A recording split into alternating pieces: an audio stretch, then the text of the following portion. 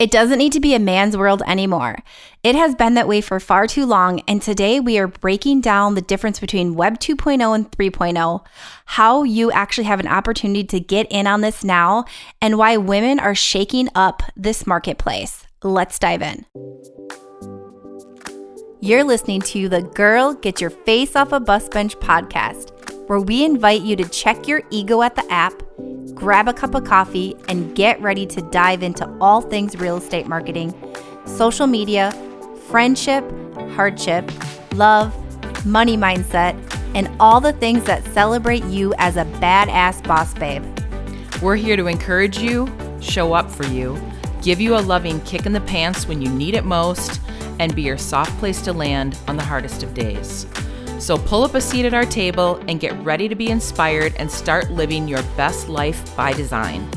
Welcome to the Girl Get Your Face Off a Bus Bench podcast. We are so excited you're here. Okay, girls, let's dive in.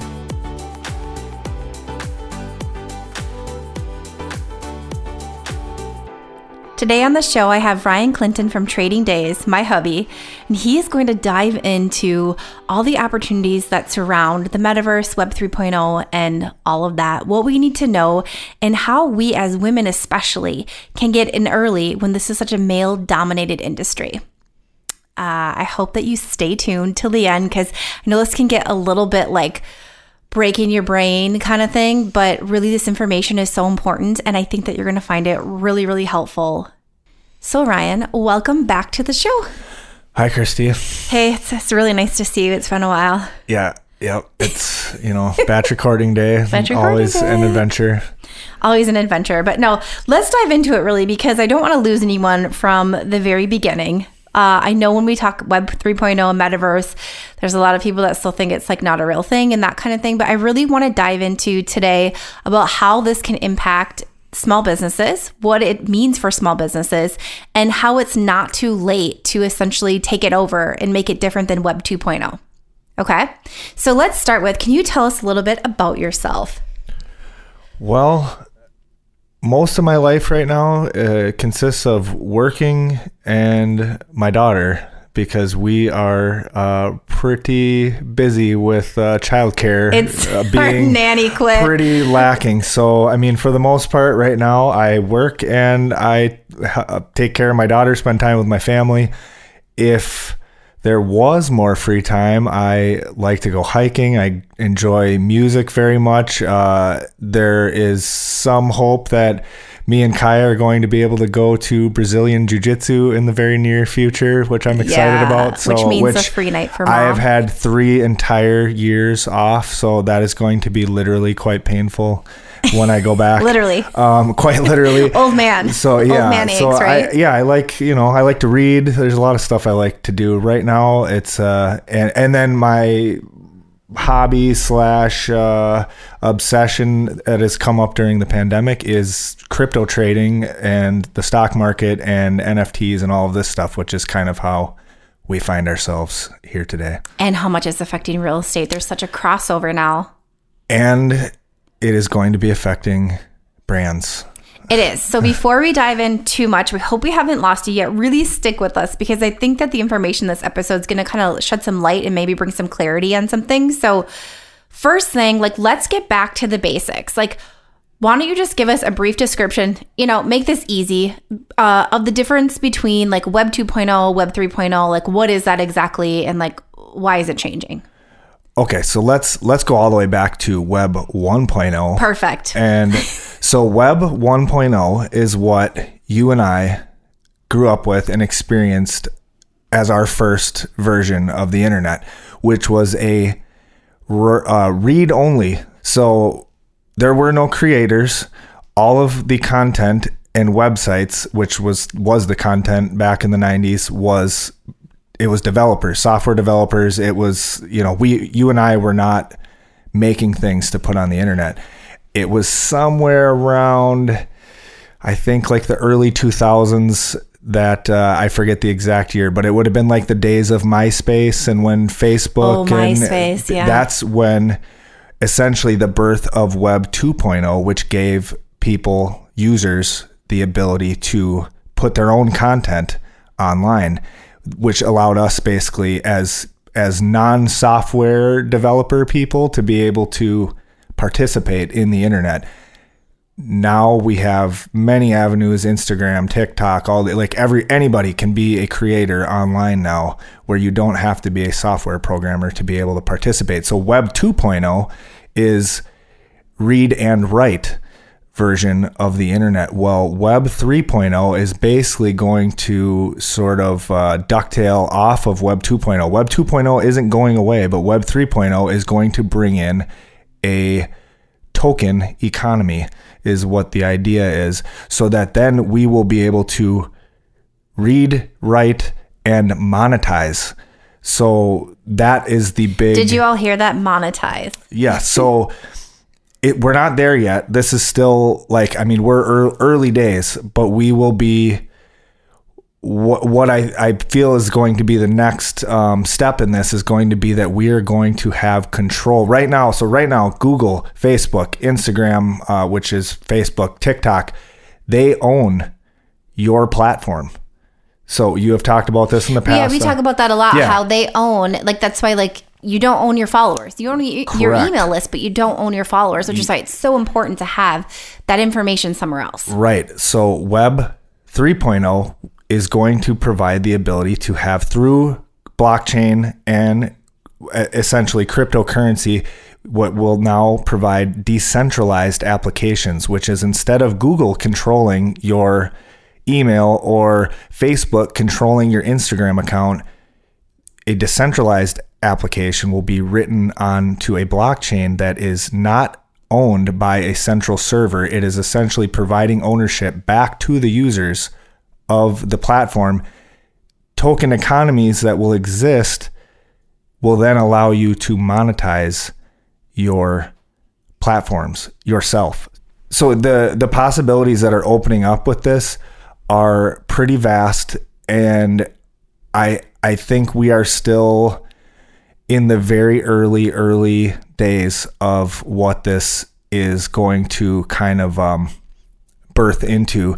Just like in the internet, the early days in the 90s, like what we grew up on in school, like what lived and died out of those early companies was not necessarily really obvious in the beginning. So I'm not going to sit here and pretend like I know exactly what is going to happen, but what I do believe the doors that are going to open is going to be users, creators, influencers, brands are going to have they're going to have much more control over their content, over their data, and over their ability to decide how they are going to monetize what they're doing online. So basically, when you think about this, it's a way for us to sort of take back ownership of what's happening on the web. Correct. And for example, right now, this is just a little example. Right now on Twitter, if you follow someone whose content you find valuable, you are able to give them a crypto donation through Twitter. So you can link your crypto wallet. I believe it's Bitcoin. I don't think they do Ethereum. For the sake of this conversation, let's say it's Bitcoin only. If you put your Bitcoin public wallet address into your Twitter account and someone wants to give you a Bitcoin donation because they value what you are doing, that is a form of what we are talking about with Web 3.0. Is it kind of like taking or getting rid of the middleman, or the big middleman, 100%, right? 100%, exactly what we are doing. Which is what we talked about in the real estate episode when we dove into the metaverse and real estate. Yes. A few weeks back. It's removing that middleman that's going to actually make things easier for the consumer and for the business, which is really interesting. So yes. And just for clarification, a lot of this right now, what we are talking about is theoretical to some degree, because there are not all of the pieces in places. The pieces are being built right now. So what we are talking about, you're not going to go out tomorrow and necessarily be able to set up some of the things that we're talking about, but the pieces are currently all being developed, and this is absolutely 100% going in this direction. Businesses that are like the decision makers of basically the direction that industries go. Goldman Sachs, JP Morgan, Facebook. I mean, these are the people that decide essentially where this is going to go. They're We're going to talk about those people in a second. They're going in this direction. They believe in it, and which is why I believe this is, whether it be 2 years from now, 3 years from now, it is going to happen. So when you say, just for clarification purposes, like Web 3.0 is the metaverse, correct? Same thing? The metaverse is part of Web 3.0, okay, but Web 3.0 is more or less, to make it very simple, it will be decentralizing the internet. You still need what our current internet is. It's not replacing it. It is just going to be another aspect of it. And it is what is going to provide more control by the users, because it will be decentralized and it will allow for a token economy, or which is a crypto economy, to exist, which means that user to user, peer-to-peer transactions will be allowed to take place without someone else being a part of it. You don't need Apple, you don't need Google, you don't need Facebook. You can, if you have a crypto wallet and I have the same crypto wallet, whatever it may be, Bitcoin, Ethereum, whatever the token is, we can send each other money back and forth without anybody else taking part in that transaction, except for the network that we are participating in, like Ethereum or Bitcoin, which are the two big, huge ones right now. So what that does is no one else is taking part in that transaction. So it's essentially peer-to-peer, a peer-to-peer transaction. That doesn't exist on the internet without this technology. Okay, got it. So now that we've clarified that, can you give me like a simplified version of what an NFT is, like crypto blockchain, and like make it make sense so it doesn't like hurt our brains and it's not the same stuff we're like hearing out there. So like a really simplified version of that. Okay, so we talked about some of this on our previous conversation. We can talk about it a little bit again here. An NFT is, again, what right now we are seeing be the primary version of what everyone sees as an NFT. They are digital collectibles or digital pieces of art, and it is more than that. It is actually a piece of code which is called a smart contract. And that smart contract contains specific data that an individual will then own in a digital wallet or a crypto wallet. And you can use that to basically unlock or receive privileges by owning that piece of code in your wallet. So, and then the forward-facing piece of that code currently is a JPEG. Like that is essentially what you can see. So it looks like on the surface that what you have done is purchased a JPEG, but in fact, you own a unique piece of data. Oftentimes it's going to be pointed at a website or a server that is going to store the information that is unique to what you are owning, that piece of code. So that's NFTs. Cryptocurrency, I mean, everybody's heard about it. Bitcoin, Ethereum. What it is actually is blockchain, or a blockchain software. And it is a decentralized network that is basically a ledger, and you are able to transact on that ledger. And like in the terms of Bitcoin, it's a store of value. You can use it to transfer funds between, again, peer to peer. That's why it's unique. You don't need a bank. You don't need anybody else. You and I can send that back and forth to one another. If I wanted to send you $1,000, I can just simply plug your Bitcoin address into my Bitcoin address and withdraw those funds. So crypto and the blockchain are essentially interchangeable, and there are different technologies that are involved. Bitcoin is one. It works differently than Ethereum, which is another one. So you have different versions of crypto, or different types, and the networks all have kind of unique properties, and Bitcoin is a big one. Ethereum's another big one. They don't work exactly the same. One is basically used as a store of value. People are calling it digital gold. Ethereum works more like a network where you can, like, a lot of the NFTs are being built on Ethereum because you can use it to write the smart contracts. The language is what...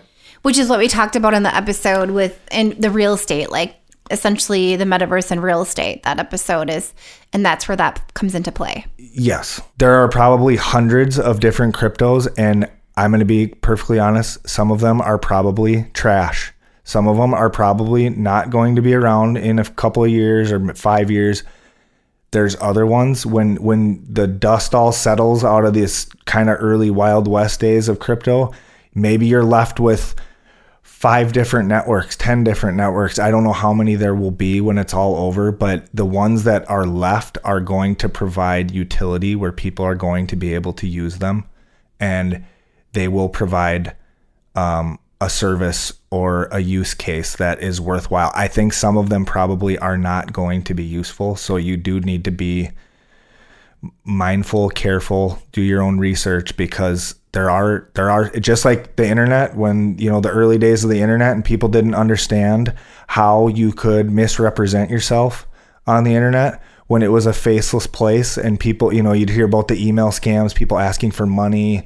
You won this. We just need you to put your bank account into this. And, you'd hear people getting scammed. There are scams in NFTs. There are scams in crypto. That doesn't change the fact that there are going to be legitimate uses for the technology. Now that you broke that down to the basics, I want to dive in, take a little pivot here, because one of the main reasons I wanted to have you on today was because the internet space is a completely male-dominated space. Entirely. It always has been. Like computer software, Google, Apple, Microsoft, Facebook, all dominated by men. And all these companies, like we've chatted about, have sprouted up in the 90s. And now we're in 2022. Web 3.0 is coming. And the same thing is already happening with NFTs, crypto, the blockchain. It's male dominated again. So we're not getting into this. We as women, and I know some women are, I'm not saying all, but what percentage do you think it is, or what percentage do you think is male? And how, what can we do differently this time around so we don't miss this opportunity? Because in the past we have. Yes, and I think that is accurate. I don't have exact stats to tell you, but I know based on who I follow, people that I consider to be knowledgeable in the crypto space and NFTs, it is primarily men. There are women. That's mostly who's talking about it. There are women, but the majority, and you can see where it's trending. You see the footage behind conferences and things, and it's men. That's who you're seeing in the footage. Yes, it is a lot. And I think there are women that are, it seems to be there are women that are trying to change that. And so I don't want to throw them out of this conversation. But yes, it has primarily been the internet and the kind of software space and all Mark that. Mark Zuckerberg, think about it. Bill Gates, Steve Jobs. Yes, exactly. All men. It's men. So the simple answer is to get in the game, pay attention, and don't ignore this time. Don't discount this. Learn from the past. We were both too young to be able to invest in the internet. We were what, teenagers for the most part when it took off. Yeah. So it's not like we can sit here and say we should have done that. Of your age group, you should have done that. But if you are in your 50s or 60s, you could have been involved with the internet. And I don't know exactly because I wasn't old enough, but my guess is I know the stories from back in the 90s. A lot of people thought the internet was not going to be a thing. It was completely. a fad. This is never going to last. This is never going to take off. We can't survive a single day without the internet any longer. Can't. And if you think about now, like your parents, right? If you're in your 40s, just let's say hypothetically in your 40s or in your 50s, whatever you are, your parents in their 60s, 70s, they had the opportunity to actually get in. And did they? So that's mine didn't either. And so that's where we're sitting here. And as a woman, like I actually have opportunity to get in myself now. And that's, correct. I want to like open that, like this conversation for that piece of it, because there are women talking about it, not enough. Like we need to get this conversation going and to help each other actually become a part of this. So it's not overtaken by like the next Bill Gates or like Steve Jobs and that kind of thing. It can be us. Yes. And we have a 3-year-old daughter. I am a 38-year-old man. I was not old enough to invest in the internet or internet companies, but I know that my parents were old enough and did not do it. I am going to look at the past and see that if there is a technology that is out now, we know what technology changed in our lives. I don't want to look at something that I don't necessarily or didn't necessarily completely understand, because I'm going to be completely honest. I didn't completely understand what this was. I knew what Bitcoin was when it was like 4 cents. It's trading. Don't tell me that, babe. It's trading at $42,600 this morning, and it was worth $66,000 last year. I looked at Bitcoin to invest in it when it was $10,000, and I didn't do it because I didn't understand completely what it was. So what I am looking at is I don't want to look back. I don't want to be looking at Kaya when she's 18 and saying, I should have. I knew about all this. I knew I should have. And I knew I should have done it, but I didn't. And I will risk being wrong. And the risk that would come along with being wrong, if I am, I would rather be wrong and lose whatever I lose being wrong than I would miss the boat and not be involved with it. And to be a man and see a male-dominated space, I want these places to be available to you. I want them to be available to Kaya. And so what my encouragement is to not discount this. Don't write this off. Don't think that this is some silly thing, because it's easy to do because you don't understand, right? Because you don't understand learning. It. Yeah. And NFTs, full disclosure, probably within the last 12 months, I was like, why would anybody want to have one of these? Like, what is the point? Well, I have since done, dozens and dozens of hours of research and YouTube videos, and I have now come around to understanding more where this can provide real, interesting use cases. Do you need to have one of these to like live your life? Not really, but if you are a brand or business, there are going to be opportunities that I think are going to be available to you that are unique and interesting. And that is something that brands, businesses, creators should be interested in, because you want to find ways to be able to set yourself apart, and you want to be able to be on like the cutting edge. You want to be on the leading edge. Do you want to be behind? No, you don't want to be the last person that had an email address. You don't want to be the person like you.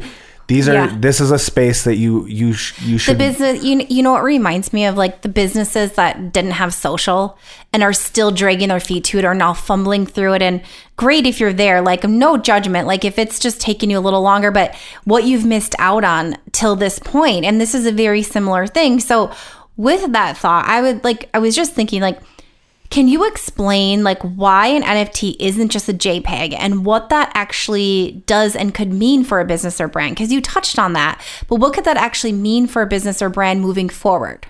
NFTs are very community based. So you have to think, if you are a creator, if you are a brand, if you are a business, you already have a community. If you are operating on social media, if you are interacting with your followers, you have a community. Well, if you have a community, you already have potentially a market for an NFT. Well, some of the interesting things that you can do with an NFT is, rather than use a subscription service or like a membership, you could release an NFT, and the NFT would then it could unlock content on your website. It could be used to unlock a YouTube channel. You could use it to have premium content of your podcast. There are a ton of possibilities, and the way that you do it is through coding in to the smart contract. When you go on OpenSea is the primary big marketplace right now for NFTs. If you go and look through NFTs, you will see many of them that have in their for sale ad or in their the page where you can buy or sell the NFT, or people can take bids, it will say unlockable content. Well, the unlockable content can be a lot of different things. Some artists are putting in how the art was made. So if you buy the NFT of their art, what you will receive back from them is a behind the scenes of like how they made all the art. It could be photography, like a photographer who has it, and by buying the NFT, you get a full resolution raw file of the piece of art that you have purchased, and then you can do what you want with it. You can use them as tickets, which is another market altogether, where they may end up, you're going to see sports tickets where you go to a basketball game or a football game. Say you go to a playoff game and they win, and now you get an NFT from being at that game. It's kind of like the T-shirt, right? That you used to kind get, of, right? yes. And so then, like I went to the Stanley Cup. Yes, and you get an NFT, and then you basically have a collectible that is unique to you, it would probably be tied to your seat, and you would have that, and maybe you get something with it. Maybe that's how you get tickets to the parade, or you get tickets to a party if they won the championship. Like that's how you would receive it. Gary V is one of the very successful NFT projects, VFriends. Well, at US Bank Stadium in Minneapolis, you can only get in to VCon with one of his NFTs. That's the only way that you can get in. And by the way, if you bought one of those, they sold for roughly $2,000 is how much you got one for. They are worth minimum $37,000 right now. Woo. So if you bought one, that was a good investment. If you bought one, $2,000 seemed like a steep price when they came out. Was that a year ago? It was only a year ago. He made $66 million roughly from that project. A year ago. And so what you can do with these, you can do proof of attendance is another thing you could do, where you could have an event, get proof of attendance through an NFT, where you receive an NFT by attending the event. You go in, scan your wallet, and boom, they give you an NFT. And then by attending one event, maybe you get VIP access to a future event. Maybe you get access to merch. You could get a discount code. There's a coffee shop in New York City that raised funds through an NFT sale, and you get discounted products. You get there are so many options for how you can use these, because there are a lot of ways that you can be creative. And if you have a good imagination and a good sense of marketing to the community that you have, you can use them in a lot of different ways, which is what makes them interesting. And they are techie, and they're kind of cool and niche, and it's kind of an interesting thing to have. Like, it's kind of a cool, different way to do things right now. And if you are doing it right now in 2022, you are still very early. So you are very unique. And being early isn't a bad thing. No, it is definitely not. Okay, so I think that's really helpful to break it down like that. And who knows what else is going to, opportunities are going to be presented. And it's going to constantly evolve, which is going to be really interesting. But like you said, getting in early, and we don't need to be late to the game this time around. Like, we know enough that we don't need to be late to the game. So why should a business or a brand care right now, or be paying attention to this space right now? Because you say it's early, right? So why now should we be paying attention? Well, because I think right now a lot of people think that, like, for example, the NFT specifically, a lot of people think NFTs are in a bubble. There's a lot of projects coming out all the time. Some of them are rushed, hasty. There's been celebrity projects that are basically what are called rug pulls. People have released them and essentially not delivered on what their roadmap for their project or building their community was supposed to be. So they basically took the money and ran.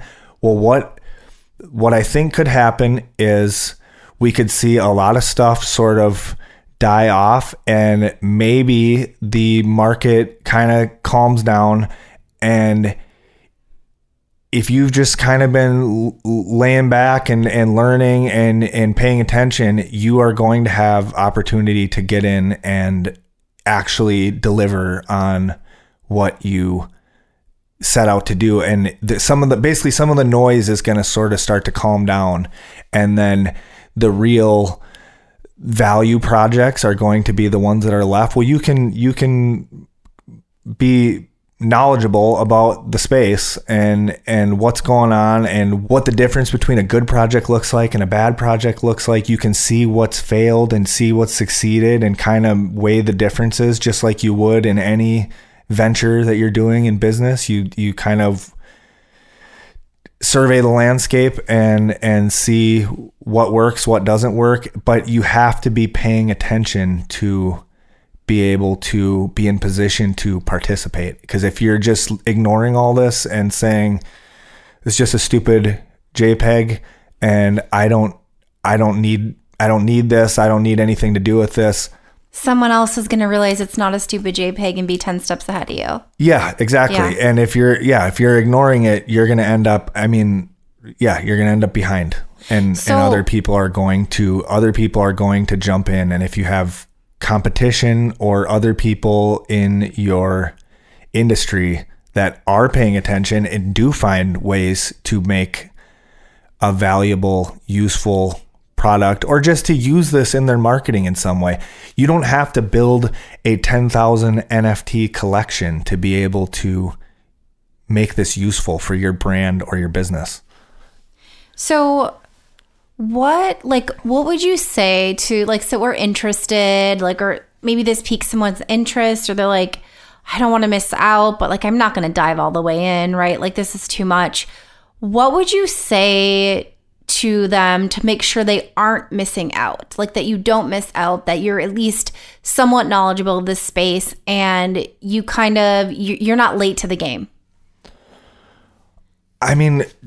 Take a little bit of time, even if it's just an hour or two, to do a little shopping on OpenSea, the website Rarible, and look at NFTs. Just look at them, see what they are, see what's out there.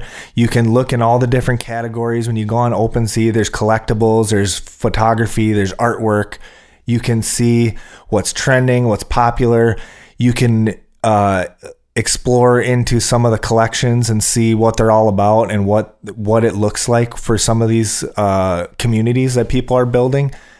And just take a little time now to understand what it is, and then you can kind of sit back, digest what you're seeing, and then think about, does this make sense? Is there a way that I could use this in my brand or my business? And you can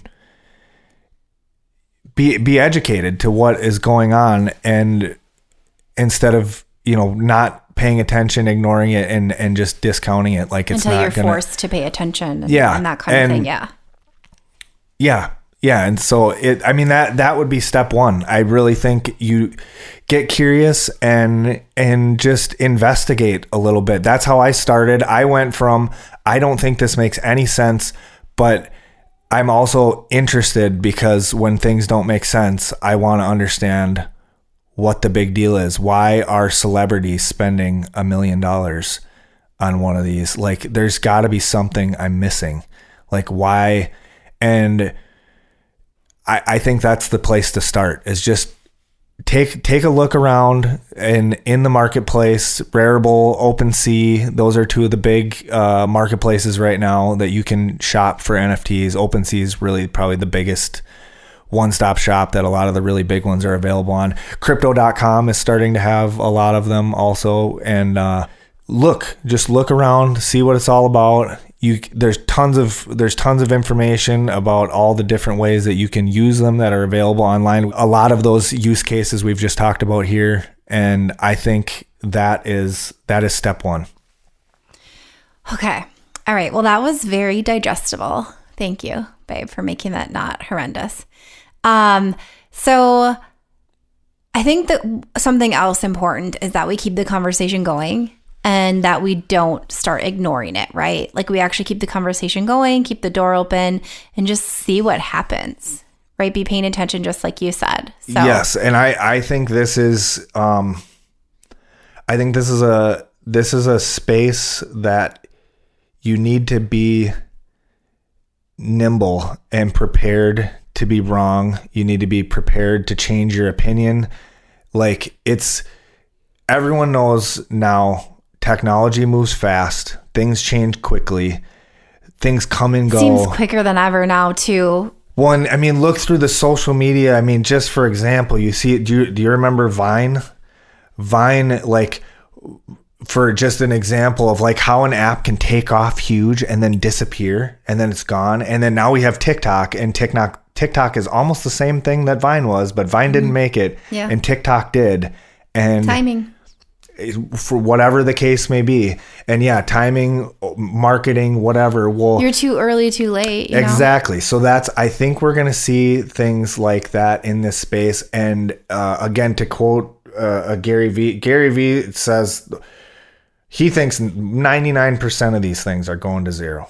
Like, so what you're going to end up with is there's hundreds of them. There might be thousands of them that are out there right now. There could be a bunch of this stuff that ends up being completely worthless. You're never going to want it. Nobody's going to want to own it. The 1% are going to be worth something, provide value. They are going to provide utility, and people are going to build communities and use these to help provide value to their communities. And you can be one of the 1% if you are paying attention and you understand how to operate in this space. Yes. Thank you for being a part of our community and sharing all this insight. This was really helpful. I think I learned some stuff too. Thank you. Thank you for having me. I love talking about this stuff. I know you do. As you know. Seriously, oh my goodness. I spend a lot of free time on it. I get excited. I like it. It's fun. And I think Kaya's it's fun. going to be talking about crypto and stuff like before she's 4. Like it's going to happen, I'm sure. It's fun. And so I genuinely mean this. I really think it's fun. It can be fun. You can have fun doing it and learning about it. And I think that is what people should take sort of a beginner's mind, childlike attitude towards this and just go, I'm just going to approach this with an open mind and consider the possibilities, see what is out there and see what's possible. And you don't have to participate, but I don't think you should ignore it either. It's probably going to be a really useful tool moving forward for any small business, I would imagine, if you had to forecast into the future. I think so. I think it is going to provide value. All right. Okay, Ryan. So tell everyone where they can find you and where you geek out on all of this. All things crypto, Web 3.0, helping, build a longer table for women in this space too. Like, tell them where they can find you. Best place to find me is on Instagram at Trading Days with a Z. All right. Thanks for being here again. And until next time, remember to keep your face off a bus bench and keep being the badass boss babe that you are and get into Web 3.0. Okay, girls, are you feeling as inspired as we are?